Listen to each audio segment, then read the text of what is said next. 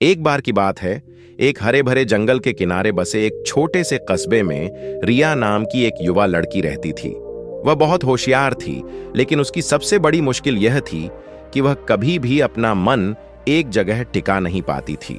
उसका दिमाग एक चंचल तितली की तरह इधर उधर भागता रहता था। अगर वह कोई किताब पढ़ने बैठती तो उसका ध्यान जंगल की आवाजों या खेलने की ओर चला जाता। अगर वह घर के कामों में लगती तो वह सपनों में खो जाती या अपने दोस्तों के बारे में सोचने लगती।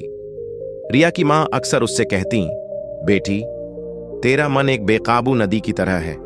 अगर तू इसे काबू में नहीं रखेगी तो यह तुझे बहा ले जाएगी। अपने मन को संयमित कर और यह तुझे तेरे सपनों तक पहुंचा देगा। लेकिन रिया ने इन बातों को कभी सीरियसली नहीं लिया। एक दिन रिया की मां उसे बाबाजी नाम के एक बुजुर्ग संत से मिलवाने ले गईं, जो कस्बे के बाहर एक आश्रम में रहते थे और युवाओं को जीवन की राह दिखाने के लिए मशहूर थे। मां ने बाबाजी को रिया की समस्या बताई। बाबाजी ने हल्की मुस्कान के साथ रिया को एक छोटा सा मिट्टी का घड़ा दिया जिसमें पानी भरा हुआ था। उन्होंने कहा, बेटी, इस घड़े को लेकर मेरे आश्रम के बगीचे में घूमो, लेकिन ध्यान रखना एक भी बूंद न गिरे।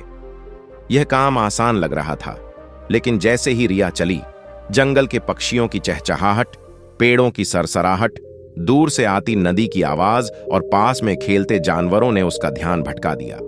हर बार जब वह इधर उधर देखती, पानी छलक जाता। जब वह वापस आई तो घड़ा आधा खाली हो चुका था। बाबाजी ने पूछा, बेटी, इतना पानी क्यों गिरा दिया? रिया ने शर्माते हुए कहा, बाबाजी, मेरा ध्यान भटक गया। बाबाजी ने समझाते हुए कहा, यह घड़ा तेरे जीवन के लक्ष्य जैसा है और पानी तेरा ध्यान। चारों ओर के विकर्षण दुनिया की हलचल जैसे हैं। अगर तू अपने मन को अपने मकसद पर टिके रहने का अनुशासन नहीं सिखाएगी तो सब कुछ खो देगी, इससे पहले कि तू समझ पाए। उस दिन रिया को बात समझ आ गई। उसने छोटे छोटे कदमों से शुरुआत की। हर रोज एक ही समय पर उठना, अपने विचारों को डायरी में लिखना और जो भी काम करती उस पर पूरा फोकस रखना। उसने हर शाम कुछ मिनटों के लिए योग और सांस लेने का अभ्यास शुरू किया ताकि मन शांत और स्थिर हो सके।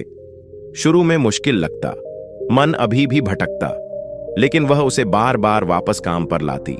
दिन बीतते गए, हफ्ते महीनों में बदल गए और धीरे धीरे रिया में बदलाव आया। उसकी एकाग्रता बढ़ी और वह चीजों को बेहतर याद रखने लगी।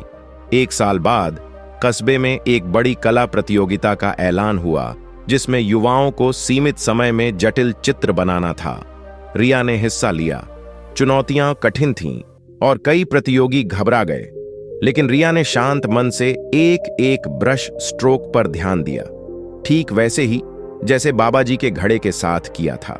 जब नतीजे आए तो रिया को विजेता घोषित किया गया। उसने सीखा कि अनुशासन और एकाग्रता से कोई भी लक्ष्य हासिल किया जा सकता है।